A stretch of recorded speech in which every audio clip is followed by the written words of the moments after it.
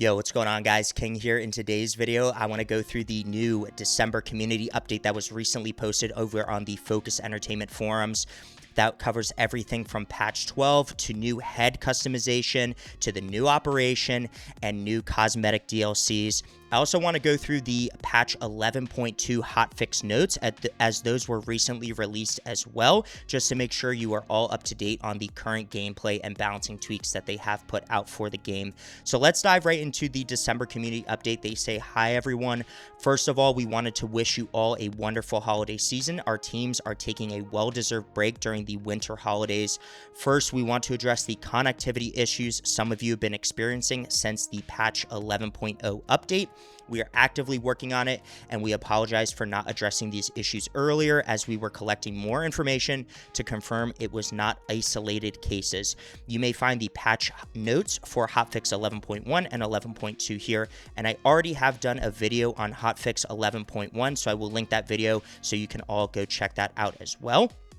So we are grateful for you in 2025. We wanted to kindly and sincerely thank you for 2025. Throughout the whole year, you've been showing immense support towards Space Marine 2 and the dev team. This year has seen the closing of the first year of live ops content, as well as the beginning of the second year, and we cannot wait to show you what's in store for 2026.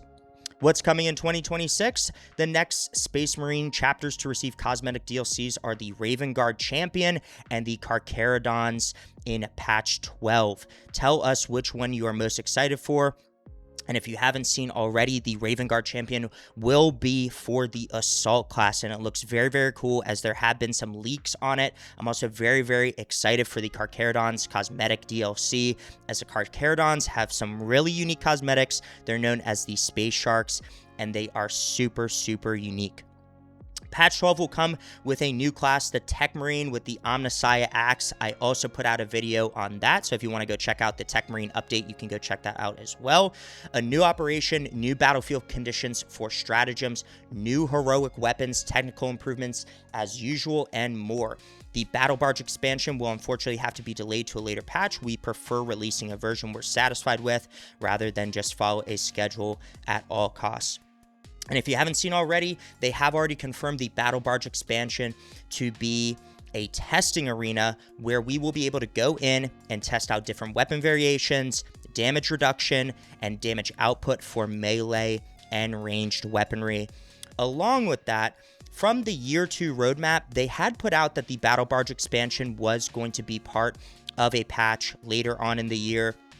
But I do think the Battle Barge expansion is going to be a little bit more than just a testing arena, as one of the ideas that was put forward on the Focus Entertainment forums was to do a testing arena style Battle Barge expansion. But that was after they had already announced that they were going to do a Battle Barge expansion on the Year 2 roadmap.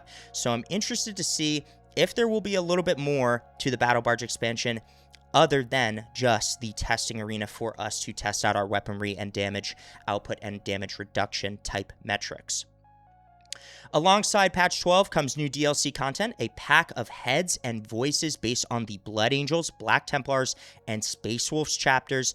It will include over 450 voice lines localized to all existing languages per chapter, including unique lines based on the chapter. For example, the Space Wolf will shout for the All-Father instead of the usual for the Emperor, and your Space Marine will shout these new lines. Here's the look.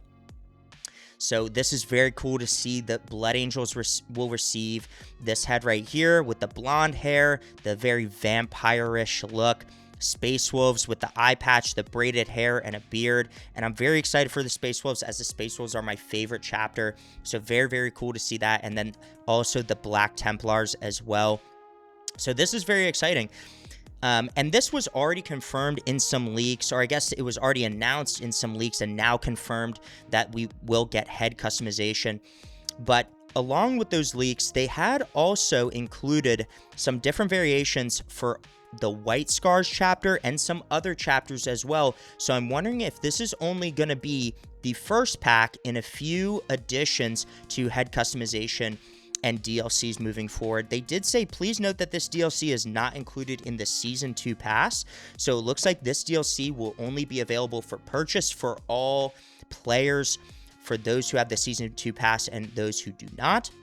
And honestly, I'm not surprised by this, because with 450 voice lines for just these 3 different editions, it is a massive undertaking for Focus and Saber to put out head customization DLCs. And to have that just part of the Season 2 pass, I think would be a little bit unlike them just to include that and not make us sort of pay for it. So unfortunately, we will have to pay for it, but I do think it is only going to add more and more to Space Marine 2. What I do think is unique about the head customization, though, is if you understand PvE operations in Space Marine 2, PvE operations is a continuation, essentially, of the campaign and Titus's squad, Damocles. So the squad's Viridian and Talassa, with characters like Valius, Decimus, Quartus. All those characters are technically part of the unique story of Space Marine 2. And to have head customization come in, you're essentially changing the background of the story in the fact that all of the members of these squads are second company Ultramarines. So it is very unique to see that they are going out of their way to sort of change up the operations, change up the story a little bit to include other chapters and make it even more unique. They did say, since it's the end of the new year, you all deserve a gift. You shall be given a little hint on the upcoming Operation Disruption. It takes place on Avarax. Your squad will deploy to purge Xenos' presence and help besiege Cadians. An iconic character from the campaign will come back. Stay tuned in January for more info regarding the 12.0 update. And again, there already have been some leaks around this operation, in the fact that this operation looks like it is not only going to be Xenos, but there are going to be Chaos included. And the iconic character from the campaign is most likely going to be Valtus, the Dreadnought, which was in the last portion of the campaign on the Siege of Demarium. So very excited for this, very excited to see how this one plays out. And here's a little teaser of the disruption operation and what is to come. They did say, here are some hints on what to expect in 2026 from game director Dmitry Grigorenko. With the announcement of chapter-specific heads and voice lines, you can strike out something we said we are going to do, but nobody noticed from the list of upcoming customization additions we mentioned in September. We're really happy to deliver what you've been asking for months. Nevertheless, the other 2 hints still remain. And the other 2 hints are going to be something we should have done a long time ago and something we said we are never going to do. We've adjusted our plans and decided to throw in a bit more free stuff than what the Year 2 roadmap originally listed. The progression update item listed in the roadmap is going to be a whole new feature. We will talk about it closer to its release. On top of that, we are going to expand the Data Vault's current ordeal system next year, which is extremely good to see. Hopefully, the ordeal system will include a little bit more than just the 4 cosmetic pieces that we were able to claim when we got a certain amount of ordeals completed, and even more information and background information on some of the Chaos, Tyranid, Cadian, and Astra Militarum, characters throughout the game and the lore behind them. They said we are working a lot on quality of life things and sandbox improvements. For example, a highly requested feature of perk loadouts is in the works, and that's extremely good to hear. Perk loadouts are very, very highly necessary for this game, as some perks in Space Marine 2 are only able to be used with certain weapons. So having perk loadouts is going to make encounters so much better. It's going to allow you to use different weapons and different perks for those specific weapons to get the most out of them. Contested health rebalance will happen alongside with patch 13, but there are going to be a lot of minor quality of life improvements before that to build a proper foundation first, and this is absolutely necessary. For the contested health rebalance, they're changing contested health regeneration to be more focused on melee damage output than range damage output. And to have that work properly, they truly do need a proper foundation, so this is very good to hear. They also said Siege Mode will get a big expansion of its sandbox gameplay, and we have big plans for its second map. So that's an additional map for Siege Mode, and it is absolutely necessary for them to go in and fix Siege Mode, because the current things taking away from Siege Mode are the N2 air disconnections and the timeout timer when pushing the highest waves of Siege. People that are pushing wave 30, wave 35, wave 40, it's really discouraging to play Siege Mode when you know you can push higher than those specific waves, and the only thing that's really going to end up taking you out of the game is the fact that you get timed out or disconnected. And a huge portion of the player base has moved over to stratagems when they first released from Siege mode because of these specific errors, so them addressing them is extremely crucial to bring players back to the Siege mode. December community event for the end of the year. Launch the stratagems mode and complete 2 weekly or daily stratagems in any difficulty to earn the death or glory left greave. The event starts on December 17th and runs until December 31st. Please note that the weekly stratagems are now reset each Wednesday. And as you can see here, this is a new cosmetic piece that you can earn from playing at daily and weekly stratagems. It is a single left greave, which I do think it looks really good. I do think this community event is a little bit underbaked for Saber and Focus, though, because, you know, in past community events, they've done helmets, breastplates, all those sort of things, and to only get a single left greave off a community event is a little bit underbaked, and it does seem like a little bit low effort. You know, it's always nice to get new cosmetics, but we really want to see them putting forth their best effort to put out a cosmetic that people really want to get, you know, whether that be Deathwatch specific or chapter specific, whatever that may be, to really push people to get back into the game and continue playing. So honestly, I would really like to see more from these community events. They did say, though, that pros is not required for this event, so good on them for not having to include the pros system to claim this cosmetic piece, as pros has had some issues in the past with claiming cosmetic items. Results of the community poll. This month, we asked you in a poll which big Tyranid was the most terrifying in Space Marine 2. Among the suggested answers, you picked the Biovore. Now, we're curious what exactly makes it so scary to you. If you want to participate in such polls, we publish them each week, and sometimes it's about Space Marine 2. Keep an eye out on our socials for it. Sometimes we even use the data to refine our games. By casting your vote, you're doing your part. And obviously, I think it's obvious, the Biovore is the most terrifying enemy in Space Marine 2 because of the Spore Mine spam, the fact that it can run through you at like Mach 12 and knock you over without any sort of defense to it when it's sprinting. It's very interesting the way that they implemented the Biovore in this game, because on the tabletop, the Biovore is supposed to be a very slow-moving, heavy target that basically grounds itself and just shoots spore mines out. And to have it move so quickly on certain portions and just knock you over without being able to do essentially anything to prevent being knocked over, it can cause you to get frame trapped, stun locked, and ultimately die if you get hit by its running mechanic in a very vulnerable position. So that's clearly why the Biovore is the scariest enemy. Not necessarily because it looks actually scary, but more so because of how it plays in the game. Focus together ideas. In October, we took some time to address some of the latest and most discussed ideas while bringing answers from the game director Dmitry Grigorenko. This month, we'd like to do it again, but we also wanted to address the idea that's gotten the most upvotes. You may want to read them here and here first, and this is in direct reference to modular customization and upgrading the heraldry editor for customization in Space Marine 2. So let's take a look at that as well. So the modular customization idea that was submitted by Cornflakes almost a year ago is the most upvoted idea on the entire Focus forums with 3 million upvotes. And basically, the modular customization idea goes through, and it goes through like this.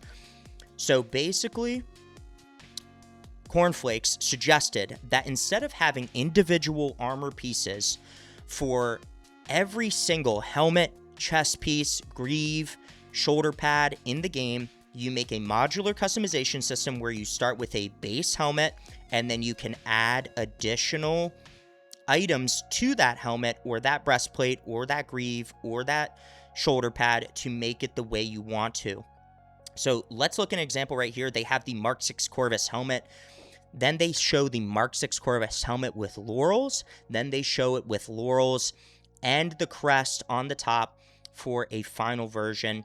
and you can go through and see on the modular customization idea all the different variations and breakdown of how exactly this would work in Space Marine 2, creating such helmets as this, the Mark 8 Errant with a bionic eye, laurels, a crest, very, very cool stuff. Phobos helmets adding visors. You could add hoods, decals, and wreaths, all of that sort of stuff.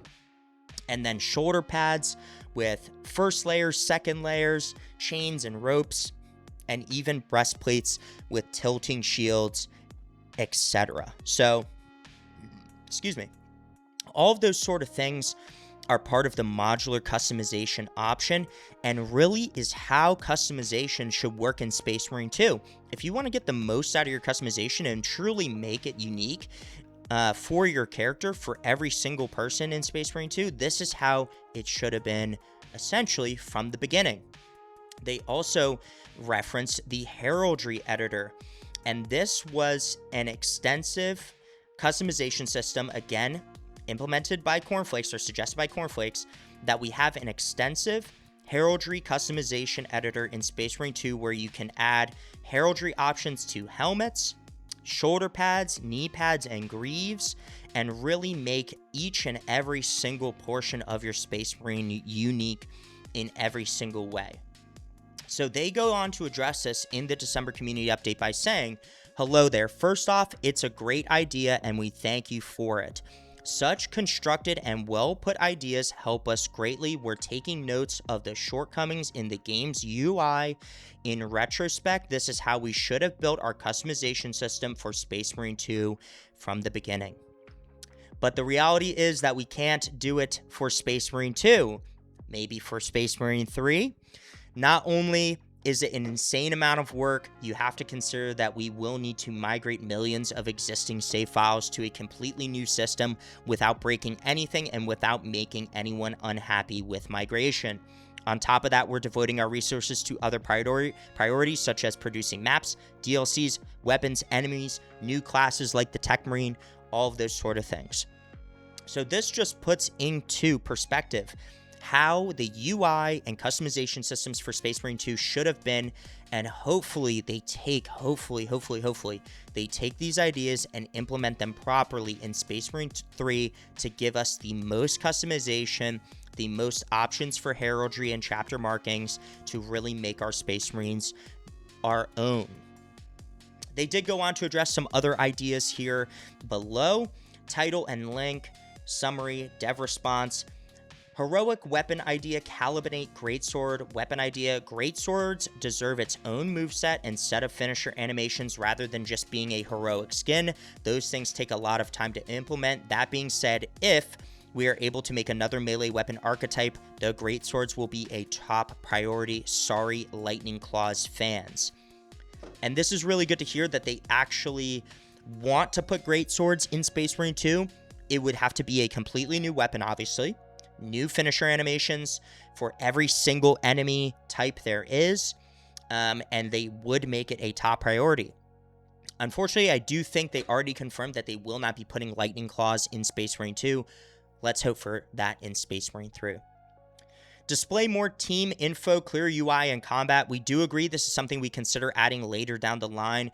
I have seen some really cool options for UI, for clear UI in combat, showing a full health bar, showing as the health bar goes down, and its contested health for all of your teammates, and then also all armor segments available for your teammates on the UI as well. So hopefully they implement that in Space Marine 2, and that is something that translates into Space Marine 3. The Blood Angels Pauldron. Make the Blood Angels champion right pauldron usable for all classes and available as a left pauldron. Let's clear things up a little bit on asset production. It's not that easy to make right pauldrons to be usable on left shoulders. We do not simply Control-C or Control-V a pauldron. We have to redo the entire asset from scratch because of all the text and iconography that has to be redone and cannot be mirrored.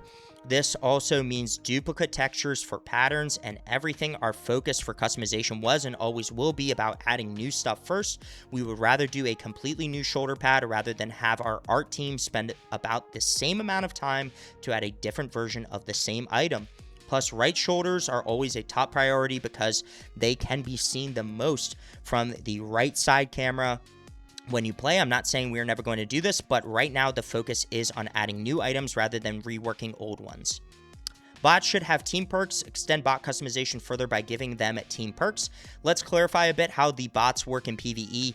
Since they are not real players, they do not use the same gameplay rules as players. They are not designed to have team perks because of their combat capabilities already kind of include some of the team perks. They are going to be too strong if they have team perks. We would rather have players play in co-op than with bots. Bots are a fallback solution. And I agree. Bots are a fallback solution. Bots in this game also are very strong. You can definitely get through some missions on regular solo playing with bots, especially if you get a heavy bot or even a bulwark bot. But at the same time, having bots to play with, maybe if someone's playing offline or if someone just doesn't want to play co-op and doesn't want to play with other players, there should be some more extension of bots in this game.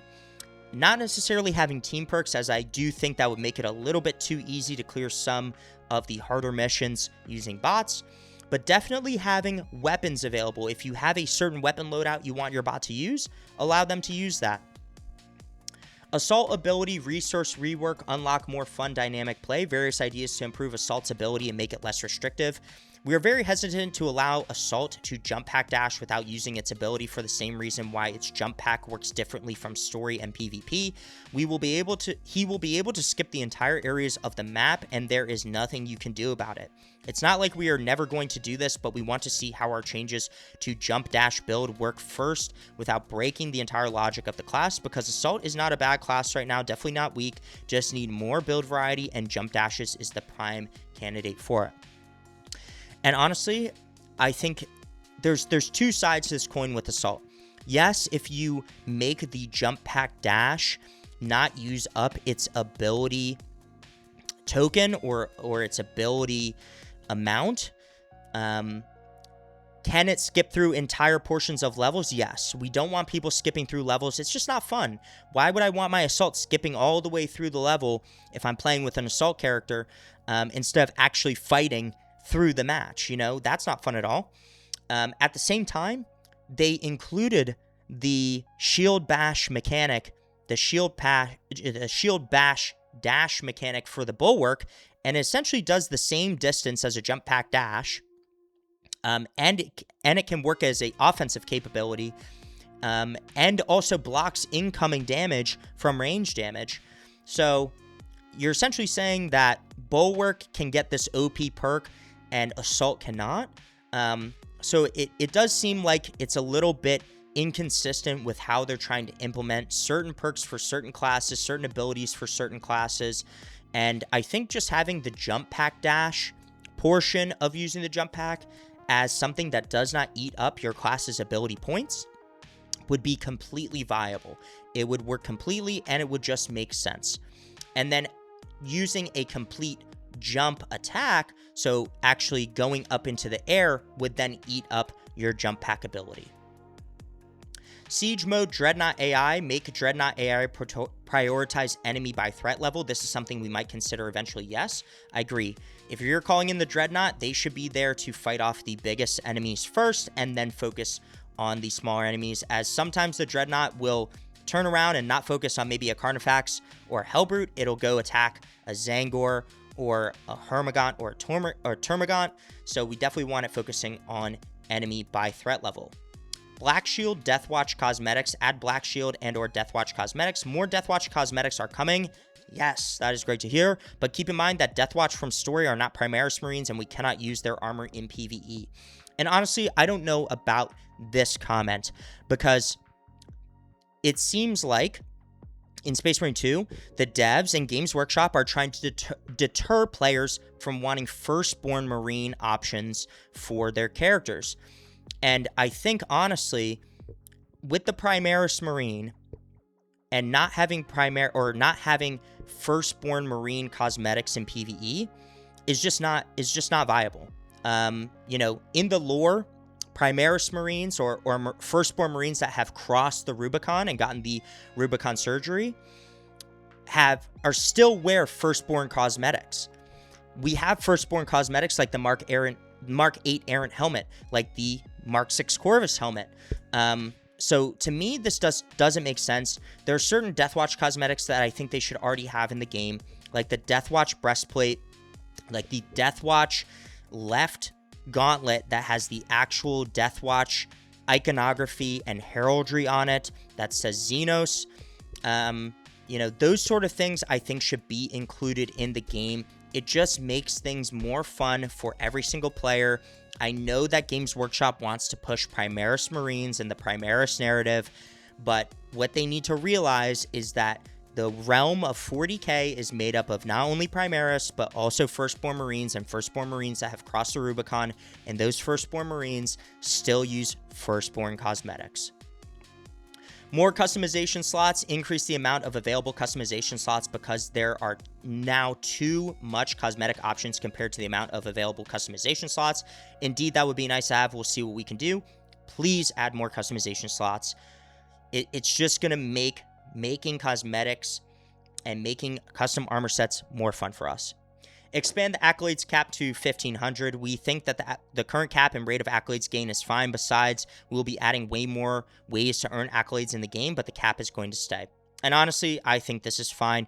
1,000 is the current cap for accolades in PvE, and Saber and Focus use accolades right now as the main way to keep players coming back to Space Marine 2. So whenever they release new stratagems, new weeklies, new dailies, the current cap is there to allow players to keep coming back, to keep earning, so they have to keep playing stratagems and earning more accolades to unlock heroics. So they're not going to be changing this. I don't think they're ever going to be changing this from here. I think that the current point amounts for dailies and weeklies are completely fine. And I think, you know, I want people to keep coming back to Space Marine 2 because it is such a fun game, so I think it is completely fine. And they say that's it for this year. Again, we wanted to express our gratitude for your unwavering support and your dedication. Collecting, reading, and hearing your feedback on the game throughout all 2025 has been a great help to us. Space Marine 2 wouldn't be the game it is without you, and we're far from being done. So, awesome December community update. Really great things going on, especially the head customization and the sort of breakdown on the ideas. We sort of get in the mind of the devs on what they want to implement in Space Marine 2 moving into 2026. Let's move over to hotfix 11.2 just to make sure you are all up to date on the new gameplay and balancing tweaks. Here are the 11.2 hotfix notes, gameplay and balancing tweaks. The Sanctified Wrath Reliquary equipment bonus damage now applies multiplicatively as originally intended. In consequence, reverted patch 11.1 bonus damage from 35 to 25%. Now, this multiplicative damage increase applies to the standard issue melee weapon that you do choose going into PvE. So just know that the damage output is still not the greatest. I do think there are still some things they could do with Sanctified Wrath Reliquary to make it even more fun to use, but they did change it from they did change the bonus damage to a multiplicative addition instead of just a standard bonus damage. PvP, fix an issue with some textures not loading properly. So PvP, if you've been experiencing any sort of textures issues, this should be fixed now. And then they did some general fixes for crashes and connectivity. So very, very light gameplay and balancing tweaks for patch 11.2 hotfix. Mainly the biggest thing here is the December community update. So let me know what you guys think about the December community update, the patch 11.2 hotfix notes. Are you guys excited for the upcoming patch 12, the Tech Marine, all the new additions, the new operation, everything that is to come in 2026? I'm very excited. And if you guys like this type of content, make sure you like the damn video and subscribe, and I will see all you guys in the next one. Peace.